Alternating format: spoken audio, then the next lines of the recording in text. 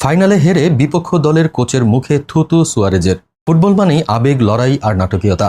কিন্তু এবার যা ঘটল তা শুধু মাঠের খেলা নয়, মাঠের বাইরেও তৈরি করল ভয়ঙ্কর এক বিতর্ক। লিগস কাপের ফাইনালে হারের পর প্রতিপক্ষ কোচের মুখে থুতু ছুড়ে দিলেন লুইস সুয়ারেজ। আর সেই দৃশ্য এখন ঝড় তুলছে সোশ্যাল মিডিয়ায়। ইন্টার মায়ামির হয়ে নামা সুয়ারেজের ওপর ছিল বিশেষজ্ঞদের ভরসা, পাশে ছিলেন মেসিও। সবাই ভেবেছিল ট্রফি আসবে মায়ামির হাতে, কিন্তু মাঠে হলো একেবারে উল্টো। সিয়াটলের শক্ত রক্ষণের সামনে মেসি খেলতে পারলেন না, গোলহীন রইলেন সুয়ারেজ।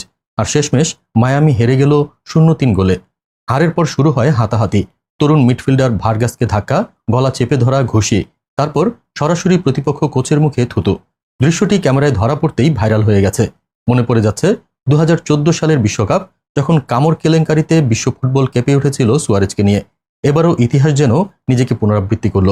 প্রশ্ন উঠছে, এই থুতুকাণ্ডে সুয়ারেজের জন্য অপেক্ষা করছে কেমন শাস্তি? মাঠে কিংবদন্তি হলেও বিতর্ক থেকে যেন মুক্তি নেই তার।